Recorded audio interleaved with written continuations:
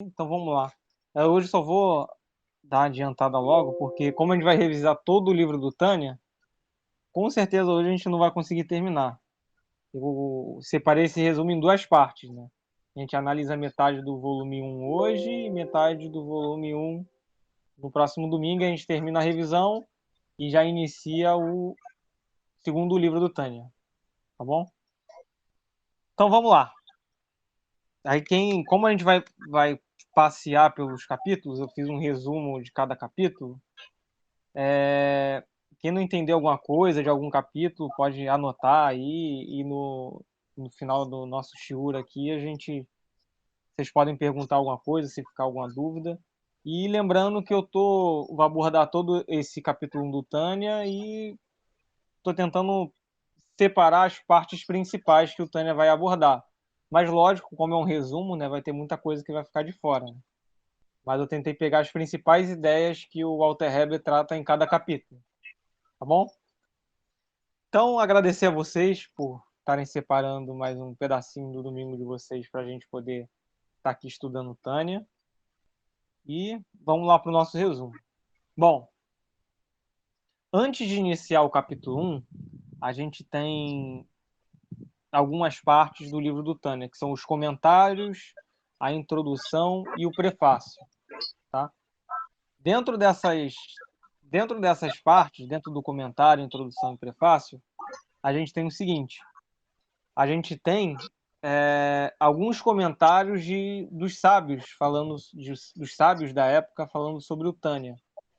E eles falam o seguinte: eles falam que o Tânia, o Walter Heber, né, na verdade ele nunca, em nenhum momento ele se vangloriou ou ele chegou a falar que ele escreveu um livro extraordinário ou chegou a falar que ele criou um novo sistema, um novo tipo de pensamento, uma nova filosofia dentro do judaísmo. O Walter Heber, ele sempre chamou, não é à toa que o Tânia se chama Tânia Likutei Amarim, que são discursos colecionados. O Walter Heber, ele só falou o seguinte: olha, eu só peguei algumas informações que os sábios falaram, dentre eles a gente tem o Zohar, a gente tem o Isaac Luria, lembrando que o Walter Heber, ele era um cabalista, né? Então, aqui dentro do Tânia a gente tem ensinamentos do Isaac Luria, ensinamentos do Maimônides, ensinamentos da Torá, ensinamentos do Talmud. Então, ele pegou e fez um compilado em cima das principais dúvidas que o pessoal da geração dele tinha. Então, ele escreveu o Tânia.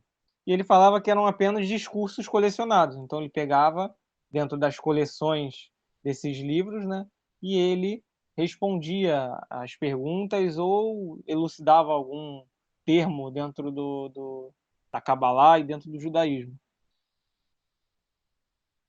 Então, o Walter Heber fala justamente isso e os sábios sempre lembram, né, a extrema humildade dele. O Tânia é um livro muito elevado, um livro muito bom, um livro que tem o objetivo de transformar o Urachá em um Benoni, tá? A gente vai ver um pouquinho melhor daqui para frente o que é um Benoni, mas esse é justamente o objetivo do Tânia, é transformar o Urachá em um Benoni e um manual de elevação espiritual pro Benoni. O Walter Heber ele não escreveu um livro para um tzadik, ele escreveu um livro para um intermediário, ou para as pessoas chegarem ao nível de intermediário. Tá? E o Walter Heber ele fala que dentro do Tânia ele trabalha com os dois caminhos possíveis para você obter a elevação espiritual. O primeiro seria o caminho extenso, onde a pessoa vai desenvolver conceitos e constrói dentro de si o amor pelo Criador. Tá? Então, esse caminho é um caminho extenso, porque a pessoa vai ter que desenvolver o amor, o temor pelo Criador. E, ao mesmo tempo, você tem um caminho curto. O caminho curto é justamente aquele caminho onde a pessoa revela algo inato dentro dele. Então, o caminho curto é uma revelação dentro de si mesmo. Tá? Então, Walter Heber fala que não tem problema. No Tânia, ele vai ensinar a pessoa tanto o caminho curto quanto o caminho extenso, tá? Independente do caminho que a pessoa utilize, ambos os caminhos vão chegar ao Criador, tá? Tem uma história dentro do Talmud, que é bem famosa, né? Que fala que certa vez o Rabi Yehoshua, ele queria ir para Jerusalém. Então ele morava em Roma e era normal ter peregrinações de Roma até Jerusalém. E aí, indo para Jerusalém, ele encontrou uma criança e ele não sabia qual caminho seguir. Ele se encontrou no meio da bifurcação e falou com o menino: Olha, eu queria saber qual caminho aqui vai me levar para Jerusalém. E o menino falou o seguinte: Olha, os dois caminhos vão te levar até lá.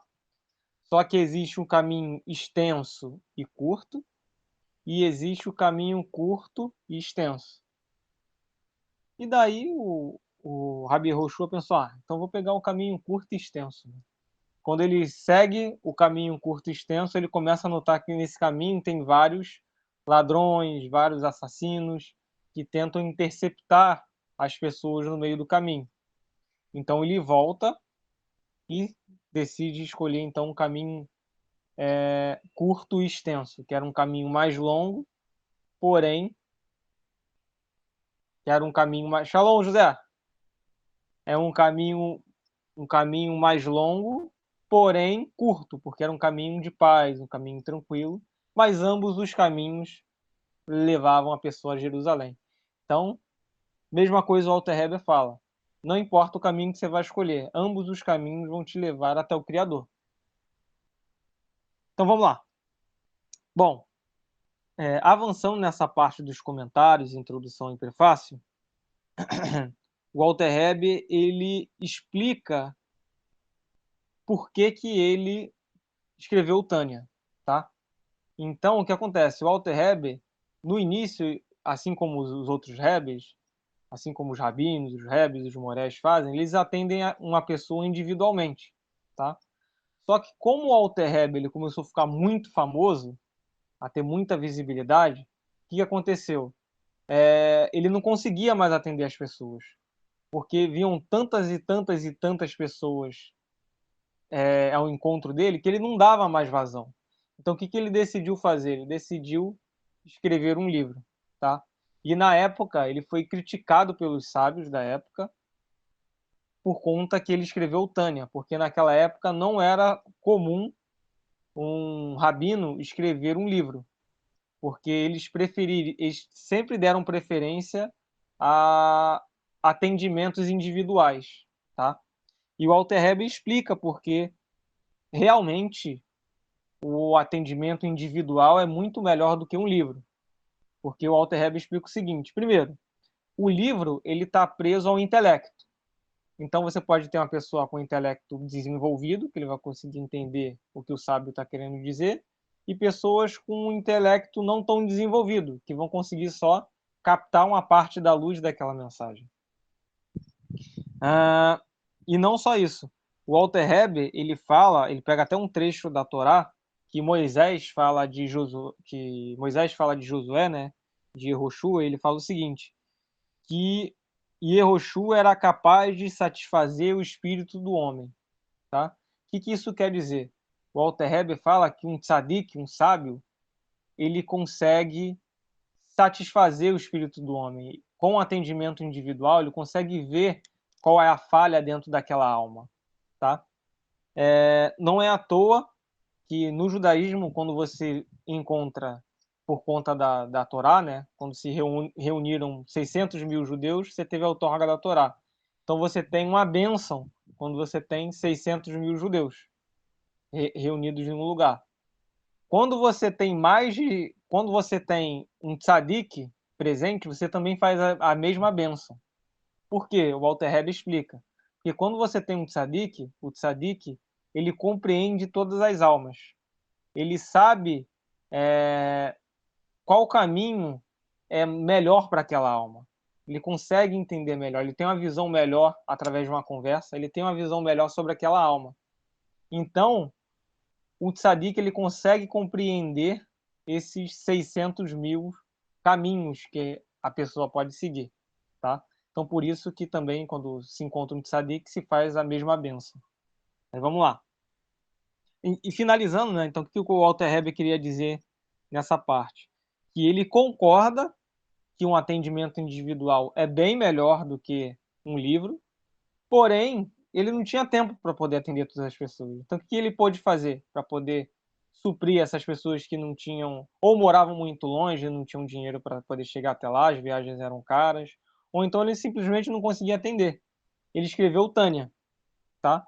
Então, o Tânia foi justamente com esse objetivo, ok? E, o Tânia fez tanto sucesso, o Walter Heber, para quem não sabe, ele era da Rússia. Na verdade, ele é mais ou menos na Lituânia. Hoje em dia, onde é a Lituânia. E ele fez tanto sucesso que o Tânia virou febre em Jerusalém.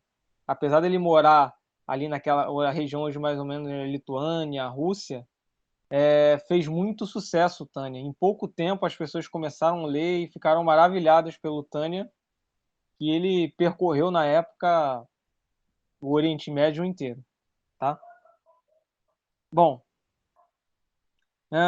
e o Walter Heber finaliza então, a gente finaliza essa parte da introdução antes de chegar nos capítulos, né?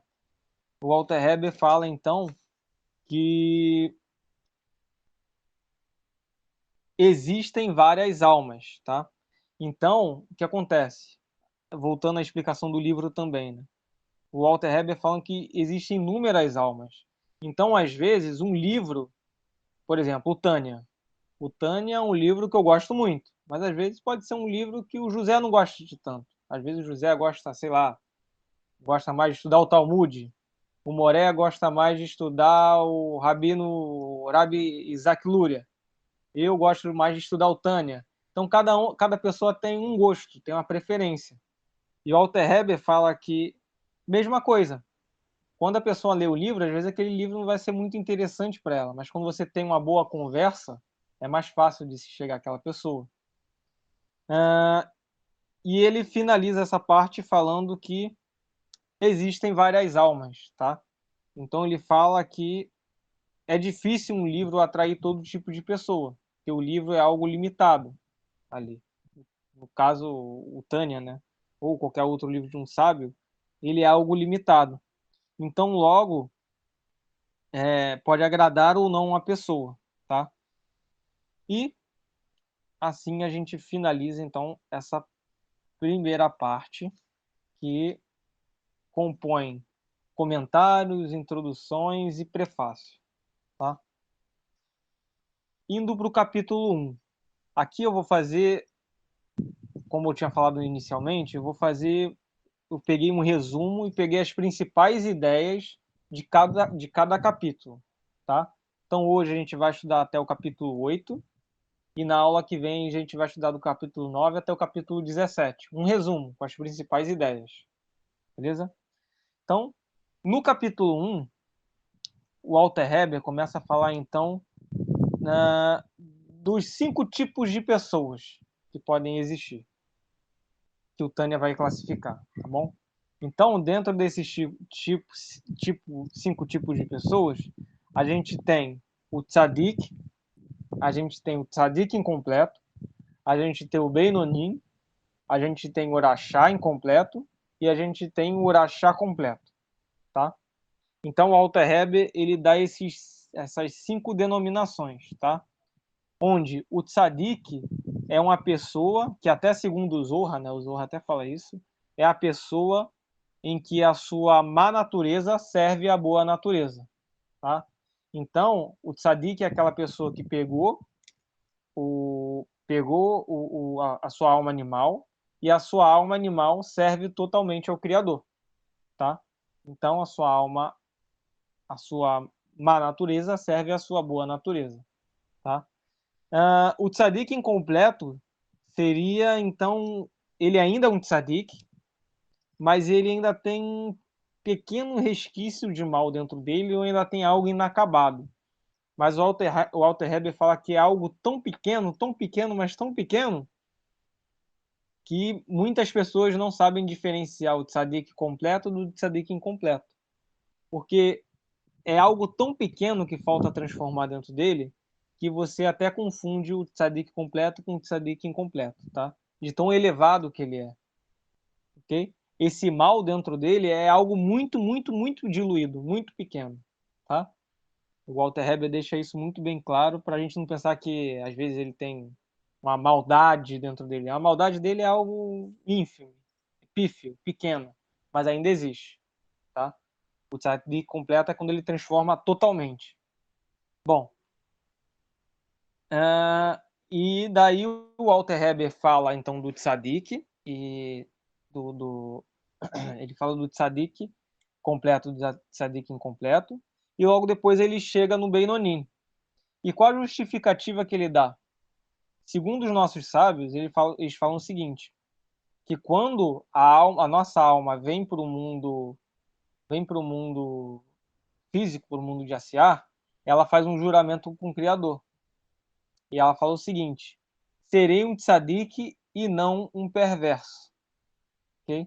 E o Walter Heber fala o seguinte, espera aí, fica redundante. Porque se só existisse tzadik e perverso, se ele está jurando ser um tzadik, ele não precisa dizer que ele não quer ser um perverso, ok? Porque não faz sentido. Se eu vou falar, se só existisse tzadik perverso, a alma só tinha que jurar ser um tzadik, tá? Não precisava, eu vou jurar serei um tzadik e não um perverso, tá? Então, o Walter Heber fala que tem algo ali no meio termo entre o tzadik e o urachá, tá? Quem fica no meio do tzadik e do urachá é o beinonim, que se chama intermediário, tá? Esse intermediário, o Walter Heber explica isso muito bem. O intermediário não é aquela pessoa 50 a 50%, tá? Ah, eu tenho 50% de boas ações e 50% de más ações. Ah, então eu sou um Benoni. Por que que não é isso? Porque se fosse 50 a 50, a gente teria um par de tzadik aí no mundo, né? Porque se fosse só mais de 50% de boas ações e menos de 50% de más ações, a gente teria vários e vários tzadiks espalhados aí pelo mundo. E a gente sabe que, infelizmente, isso não é verdade. Né? Os tzadiks são poucos. Os sábios até mesmo falam que o Criador escolhe algumas almas elevadas para colocar em cada geração, de tão pouco que é.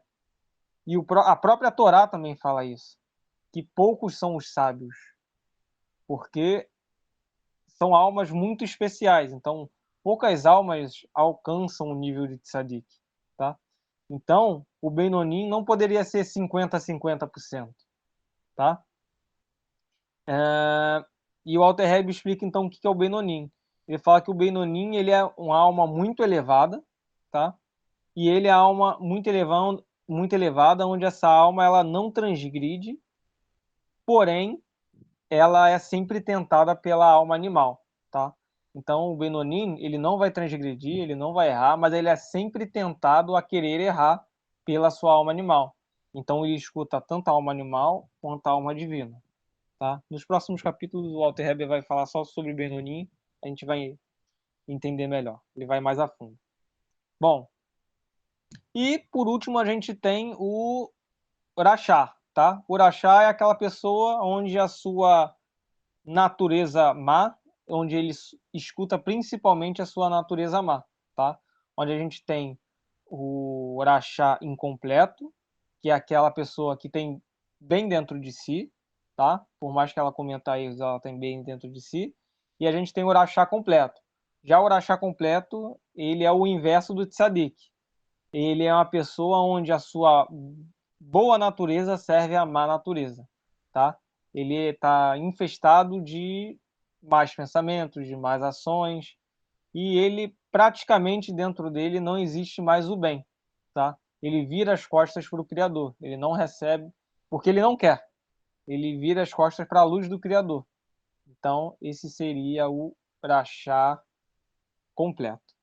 Bom, e daí surge uma dúvida, né? Como assim alma animal, alma divina? De onde vem isso? De onde vem alma animal, alma divina? E o Alter Rebbe explica que isso vem da Torá, tá? Vem principalmente quando você vai estudar sábios, não, os profetas, se não me engano, é Jeremias. Quando o Criador fala com Jeremias, ele fala que ele criou almas dentro dele, dentro do profeta, entendeu? Ele fala, eu criei almas dentro de você, e não uma alma só. Ele usa a palavra em hebraico, às vezes em português está traduzido errado, está alma, mas em hebraico está neshamot, que quer dizer almas, tá? Então, dentro de cada pessoa existem duas almas, tá? Uma que é a alma animal e a outra que é a alma divina. Então, dentro de nós a gente tem a guerra da alma divina com a alma animal, tá? E o Walter Heber fala que as almas de cada pessoa, de cada indivíduo, ela pode ser classificada em alguns níveis. Então ela pode ser classificada como Nefesh, Urua, Neshama ou Yeridá, tá? Então esses são os níveis que a alma pode compreender dentro dela. Sendo que Nefesh é o mais baixo, Urua já é um pouquinho mais alto, Neshama também, e Yeridá, o nível mais alto que a alma pode obter, que é o nível de fusão com o Criador, tá? Então, com isso, a gente finalizou o capítulo 1. Bom, já no capítulo 2, Walter Heber ele entra com a seguinte dúvida. Bom, beleza. Existem 5 tipos de pessoas diferentes. Tem o tzadik, tem o rachá, tem isso, tem aquilo. Mas por que existe essa diferença? Por que existem algumas pessoas que são tzadik, outras pessoas que são rachá e assim por diante? Por que existe uma diferença entre as almas? E aí o Walter Heber começa o capítulo 2 explicando. E aí o Walter Heber começa o capítulo 2. Shalom, Luiz. E aí o Walter Heber começa o capítulo 2 justamente explicando a alma, tá? Falando um pouquinho sobre as nossas almas. E ele começa com um trecho de Bereshit, que fala que Hashem, né, soprou de suas narinas uma alma divina, ok? Então, o Walter Heber pega justamente a palavra soprar, tá? Porque quando a gente vê as outras criações, o Criador falou, foi verbalizado. Porém, o ser humano foi soprado, tá? E o Walter Heber fala, qual a diferença de falar para soprar? Quando você fala, eu tô aqui falando com vocês direto. Tô falando, não para de falar, né? Tô falando direto aqui com vocês, tal, a aula, o resumo do Tânia. Porém, quando você vai soprar, você não consegue ficar soprando muito tempo. Por quê? O Walter Heber explica que qual a analogia que a Torá está querendo passar para a gente? Qual a ideia? Que quando você sopra, você tira algo de dentro, ok? O sopro vem do interior, de dentro dos pulmões. Você tira o ar e coloca para fora. É algo de dentro, entendeu? Então, o Walter Heber fala que a alma, a nossa alma, é uma alma mais íntima com o Criador. Os anjos foram falados, os outros animais, as plantas, tudo foi verbalizado. Porém, o ser humano ele foi soprado, tá? Então a gente tem uma conexão maior com o Criador justamente por isso, tá? Nós não somos instrumento como os anjos e nós somos mais complexos, porque justamente a gente vem de dentro do Criador. Por isso que na Torá fala que Hashem soprou. Bom, e o Walter Heber continua explicando essa complexidade, né, da alma humana. Então, ele fala que nós somos derivados da sabedoria divina, do cérebro. Ele usa, né, óbvio que Hashem não tem cérebro, né, infinito, mas ele usa uma analogia, né, para falar como se nós viéssemos do cérebro de Deus, da sabedoria divina, tá? Então, ele explica o seguinte: por que a gente vem do cérebro do pai, né? Ele fala que, na verdade, todo filho ele vem do cérebro do pai. Porque, por exemplo, vamos lá, para a pessoa ter um filho, primeiro, o homem precisa ter um pensamento, tá? Para ele poder ter a relação sexual com a sua esposa. Então, ele tem um pensamento, e do pensamento ele vai gerar as emoções, que vão ser transformadas em ações, e aí você vai ter o ato sexual. Então, Walter Heber fala que tudo isso é gerado no pensamento, tá? Então, nós viemos do cérebro do Criador, do cérebro de Deus. E ele fala o seguinte: todo filho, ele é derivado do cérebro divino, do cérebro do seu pai, tá? Assim como no físico quanto no axé, né? No espiritual e físico também. E ele fala que todo filho vem da gota de sêmen do pai, tá? E o Walter Heber explica justamente aí a diferença das almas. Ele fala o seguinte, vamos lá. Todo filho ele vem da gota de sêmen do pai. Porém, quando a gente nasce, nosso corpo ele é feito de tecidos e matérias diferentes. Por exemplo, a unha, a matéria que tem na unha, é diferente da matéria que tem no nosso cabelo. A matéria do cabelo é diferente da nossa pele. Mas tudo não veio da gota de sêmen do pai? Veio. Mas por que tem essa diferença?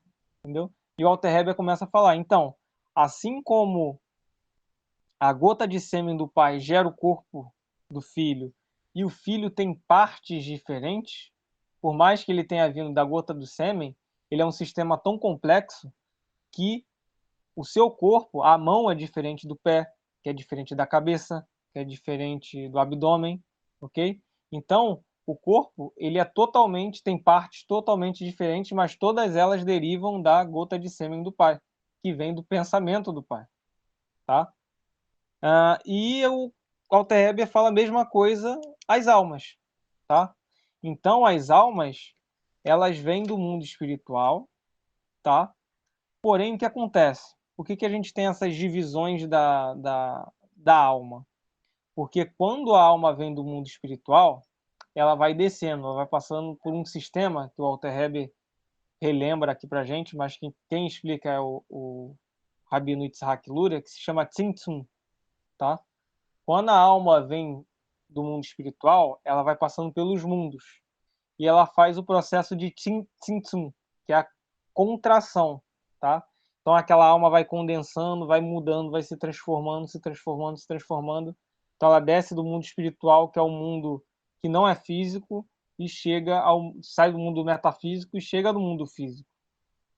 Porém, nessa descida, o Walter Heber fala que algumas almas são mais afetadas e outras almas são menos afetadas.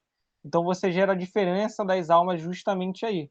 Por mais que todas as almas, assim como o nosso corpo, venham da gota de sêmen, que venha do pensamento divino, quando ela passa por esses turbilhões, quando passa por esses mundos, quando entra no mundo, desce do mundo de Beriá até o mundo de Asiá, durante essa descida a alma é afetada. Outras são mais afetadas, outras são menos afetadas, mas elas são afetadas e isso vai influenciar no seu nível espiritual. Bom, o quanto ela vai ser afetada na sua descida. Ok? Acho que dá tempo de falar. E aí o Walter Heber também fala algo muito interessante. Ele fala algo que a gente comentou brevemente na introdução, que justamente da diferença das almas, tá? Até mesmo entre os sábios e os tzadiks a gente tem diferença de pensamento. Porém, como o Walter Heber fala, os tzadiks, por mais que eles estejam divergindo, eles sempre estão chegando no mesmo ponto, tá? E ele pega aqui um exemplo o Tânia pega um exemplo de uma discussão que tinha justamente não vou explicar essa divisão melhor no capítulo 3. Fica mais claro. Mas vamos lá. Então, assim, a gente finaliza o capítulo 2. Então, no capítulo 1, a gente viu o que eram os 5 tipos. No capítulo 2, a gente viu por que as almas são diferentes, tá? Por conta dessa descida da alma. E no capítulo 3, que a gente vai ver agora, o Walter Heber fala, então, das Sefirotes, tá? Então, o Walter Heber começa a falar, então, da existência das Sefirotes, tá? Então, o Alter Heber, ele fala que dentro da alma, tá? Quando você passa o raio-x da alma, então a alma ela é dividida em 10 atributos, tá? São as 10 sefirotes. Então você tem 3 sefirotes intelectuais, que são Hokmah, Binah e Da'at, tá? Que são chamados de as 3 mães também. E você tem as 7 duplas, que são as sefirotes emocionais, tá? Que aí você tem Hesed, Gevurah, que é Hesed é bondade, Gevurah é justiça, você tem Tiferet, que é beleza, Netzar, que é eternidade, Hod, que é esplendor, Yesod, que é fundação, e Malhut, que é a última, que é reino, tá? Então as sefirotes são divididas em intelectuais e emocionais, ok? Bom, e nesse capítulo 3, o Alter Heber ele vai desvendar, então, o significado de Rabad, tá? Que é justamente o significado das sefirotes intelectuais. Ele vai falar muito mais das sefirotes intelectuais no capítulo 3.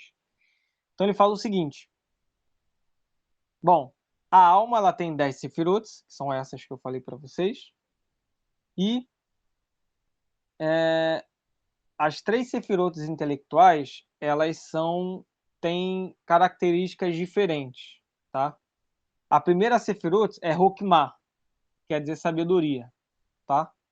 Hokmah, o Alter Heber fala que é como se fosse um trovão, tá? É como se fosse um clarão de ideia. É como se fosse uma semente, como se fosse o início de tudo, tá? Então, quando a pessoa, às vezes a pessoa com certeza já aconteceu com vocês, às vezes alguém vai te perguntar alguma coisa e você fala, entendi, sei, eu não sei explicar, mas eu sei. Às vezes você não consegue traduzir aquilo ali para fala, mas você entendeu aquele conceito ali. Então, quando você tem isso, você tem esse flash, ou quando você recebe um flash de uma ideia, que é algo muito rápido, como se fosse um clarão, você tem a Hokmah, tá? E quando você tem. E o Walter Hebbie fala que justamente é isso: o Hokmah é como se fosse um clarão, um trovão, o início da ideia que está condensada. Tá? Logo depois você tem Binah, que é entendimento. Então, Binah é como se você pegasse esse clarão, como se você pegasse essa semente e você começasse a desvendar ela, como se essa semente começasse a se transformar em um fruto. Tá? Então, aí você tem Binah. Então, Hokmah é quando você não consegue, você sabe aquela ideia ali, mas você não consegue trazer aquela ideia para o campo da fala, tá? Mas você sabe aquilo ali, você sabe que você sabe. Quando você chega em Binah, você começa a entender, que é justamente a compreensão, que é justamente o entendimento, tá? E o entendimento, o Walter Heber fala que ele é dividido em duas partes, em duas categorias, né, diferentes. Você tem o comprimento, tá? O que seria o comprimento de um assunto, do entendimento? Que é o seguinte: como a gente viu, a alma ela tem várias divisões. Você tem um nível de Nefesh, você tem um nível de Rua, você tem um nível e você tem os mundos também, ok? Então, o Walter Heber fala o seguinte: quanto maior o comprimento do seu entendimento, quer dizer que você está captando a luz divina, porque o Criador está mandando a luz divina para você. E se você tem bastante entendimento, o que está acontecendo? Aquele entendimento ele está percorrendo todos os mundos. Então, ele tem uma penetração muito grande, ele tem uma altura muito grande. Então, Alter Heber fala que quando a pessoa tem uma altura muito grande no seu conhecimento, quer dizer que aquele conhecimento ele consegue percorrer todos os mundos, tá? Que é justamente o comprimento daquele conhecimento. E o Alter Heber fala que além do comprimento, você também tem a largura. O que seria a largura? A largura seria o quanto você consegue afetar os outros com seu conhecimento, tá? O Walter Heber até fala do rei Salomão, que o rei Salomão sabia mais de 3.000 parábolas, onde essas parábolas serviam para ele conseguir explicar determinado assunto para uma pessoa. Ou seja, o rei Salomão sabia explicar ele tinha o conhecimento dele era muito alto e ao mesmo tempo o conhecimento dele era muito largo. Que era o seguinte, ele conseguia captar o conhecimento em todos os mundos e conseguia transformar, ou seja, o seu conhecimento tinha uma largura muito grande, porque ele conseguia afetar tanto o cara que é um sábio, tanto o cara que não é um sábio. Porque ele conseguia trazer aquele conhecimento desde o nível mais baixo até o nível mais alto, tá? Então é assim que é dividido o entendimento. E por último vem o conhecimento, que é da arte, tá? E aí o Walter Heber fala que o conhecimento ele vem justamente quando aquela ideia ela deixa de ser somente uma ideia. Você deixa só de entender e aquilo ali faz parte da sua vida. Então, quando o conhecimento, por exemplo, você pode entender, vou pegar um exemplo de oração. Você pode entender o que é uma oração, você pode saber o que é, o entendimento, para que ela serve. Mas da arte vai te trazer uma significação, entendeu? Você vai sentir, você vai viver uma oração, vai entender para que serve dentro do seu íntimo aquilo ali. Você vai praticar aquilo ali. Porque Hokmah e Binah ainda estão no campo das ideias. Da arte é quando você pega o campo das ideias e põe ele na prática, tá? E aquilo ali muda a sua forma de enxergar o mundo. Então isso seria da arte, tá? E e assim o Walter Heber fala no capítulo 3, ele finaliza então sim, então ele finaliza falando da qualidade, né? Então, como a gente sabe que agora existem mundos, existem níveis de alma, ele fala que as almas, as pessoas, devem procurar cada vez mais uma qualidade mais alta para o seu pensamento, para a sua ação e para a sua fala. Que quanto maior a qualidade da sua energia, maior a sua conexão com o Criador, tá? Eu acho que dá tempo de falar o capítulo 4 ainda hoje, e o restante a gente vê se a gente consegue terminar a aula que vem. Bom, capítulo 4. No capítulo 4, o Walter Heber, então, ele fala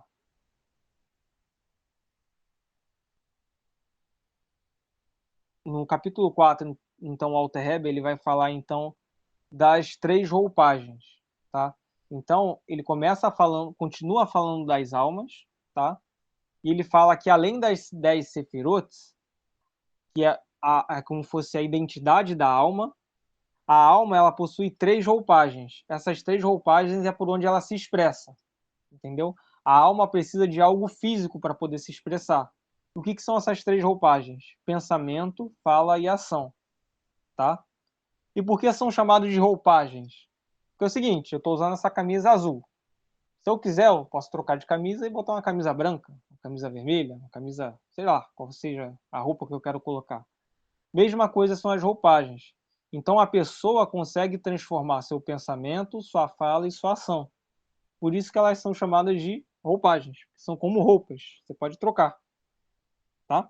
Bom, e o Walter Heber fala que essas roupagens elas são utilizadas na prática, tá? É onde a alma se expressa. Então, o Walter Heber fala que os 613 mandamentos, na verdade, são órgãos espirituais, tá? Assim como o nosso corpo tem vários órgãos, vários tecidos, a alma ela tem 613 a Torá tem 613 mandamentos. Esses 613 mandamentos são como se fossem órgãos espirituais. Então, quando você cumpre eles com pensamento, fala e ação, você está elevando a sua alma divina, tá? Vamos lá. Só para a gente finalizar aqui. E o Walter Heber fala que todos os mandamentos da Torá, eles são mais elevados do que os níveis da alma. Porque como o Criador, que desenvolveu esse método, né, que é a Torá, o método de elevação, todos eles são muito mais elevados do que o nível da alma. E surge a pergunta, caraca, se o Criador trouxe esses conceitos, caraca, então os conceitos deveriam ser infinitos. A gente não conseguir, o certo seria que a gente não conseguiria entender o que o Criador está querendo dizer, porque o Criador é infinito e seu conhecimento é infinito e assim segue, assim por diante. A gente não ia conseguir fazer as mitzvot. Só que o Alter Rebbe fala que o Criador ele é tão humilde, mas tão humilde, que ele não tem a necessidade de criar nada, nenhuma criatura. Ele criou. E ele trouxe a Torá, que é esse manual de elevação da alma, através do Tzimtzum. Então ele pegou todo esse conceito que é infinito, que é um conceito elevadíssimo da Torá, que o Alter Rebbe fala que a gente nunca vai entender por completo uma mitzvot, tá? Nunca vai captar por completo aquilo ali, porque quem mandou foi o Criador, tá? Então, se você fala que você consegue entender por completo, quer dizer que você tem um conhecimento do Criador, não quer dizer que você é o Criador. Só que o Criador foi condensando a sabedoria dele, condensou de tal forma que o pensamento e a vontade do Criador foi expressa na Torá, em algo físico, escrito, tá? E logo o Alter Rebbe finaliza falando o seguinte, que as roupagens são muito elevadas. São tão elevadas que, se a Torá é o Criador, quando você realiza um mandamento, você está se unindo ao Criador. É como se você estivesse abraçando o Criador, tá? Porque a Torá são as leis que o Criador trouxe para esse mundo, tá? Para a gente poder, um manual de elevação espiritual. Então, quando você cumpre esses mandamentos, é como se você estivesse abraçando o Criador, tá? Como se você estivesse junto a Ele. Por mais que a gente não consiga entender totalmente os mandamentos, é como se a gente tivesse, como o Tânia fala, né? É como se a gente estivesse abraçando um rei cheio de camadas, cheio de roupa, mas você ainda está abraçando um rei, tá?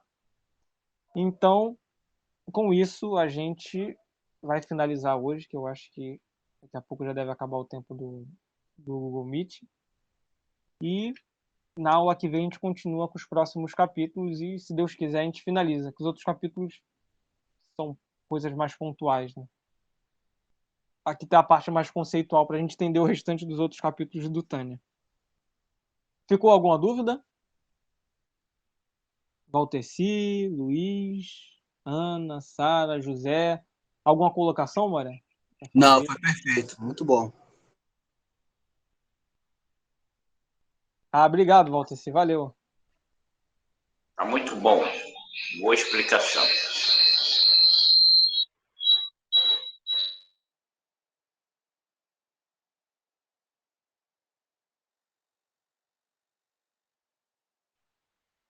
Então, ficou alguma dúvida? Algo aqui? Então, vou acreditar, hein? Eu estou explicando bem. Tá dando microfonia. Muito bom. Essa explicação da arte foi muito boa. Rokna, Binar e da arte. Muito boa essa explicação. Obrigado, Ana. Mas é isso. Então, espero que vocês tenham entendido esses conceitos iniciais do Tânia, tá? Basicamente, esses capítulos iniciais é a base para a gente poder entender o Tânia. Porque nos próximos capítulos vocês vão ver que o Alter Rebbe ele vai aprofundar tudo isso que ele falou. Vai aprofundar sobre a Sefirot, vai aprofundar sobre o Tzadik, vai aprofundar sobre o Benonim, vai aprofundar sobre o Orachá, e ele vai explicar passo a passo, mais detalhadamente, o que seriam eles, vai explicar na verdade ainda vai avançar um pouquinho falando sobre as Sefirot negativas, né, que existem também, sobre as 3 roupagens negativas que a gente pode usar de forma negativa, tá? E daí o restante a gente vai ver que é justamente um aprofundamento sobre essa parte que o Walter Heber fala, tá? Esses capítulos iniciais são a base para a gente poder entender os próximos capítulos do Tânia, tá? Então, na aula que vem, eu espero conseguir terminar, tá? nossa próxima aula do Tânia. E tentar começar umas 7h05, alguma coisa assim, porque é muita coisa para falar. E a gente vai ter o volume 2 para poder iniciar. E é isso. Eu espero que vocês tenham gostado do resumo do Tânia que eu fiz. Como eu falei, infelizmente, como é um resumo, a gente não consegue abordar tudo, né? Eu peguei as principais ideias. Mas é isso. William, tá tão bom, que o Eterno te dê forças e que até caberia um PDF com esse material, porque realmente a explicação tá maravilhosa. Que Hashem continue te abençoando, te dando força, te concedendo essa sabedoria maravilhosa. Obrigado, Valteci. Valeu, obrigado. Fico feliz que vocês tenham entendido. Muito bom. Então é isso. Então, no próximo domingo a gente volta, tá? É uma coisa que eu ia perguntar para vocês, se até mesmo o Moré tá aqui, se esse horário tá bom para vocês, o horário de 7, ou se vocês preferem um horário, sei lá, de 6 ou 4 horas da tarde, alguma coisa do tipo. Mas tá bom esse horário de 7? Tá show? Então? Tá ótimo. Então tá beleza. Então tá. Então, espero vocês no domingo que vem, tá? Que a gente consiga finalizar o restante dos outros capítulos do Tânia, tá bom? E a gente consiga compreender melhor um pouquinho sobre o Criador e que a gente possa aprender junto, eu aprendendo com vocês e vocês aprendendo um pouquinho comigo, tá bom? Shalom, um abraço para todos, bom domingo. Um abraço. Tchau, tchau. Shavuot Tov. Shavuot Tov.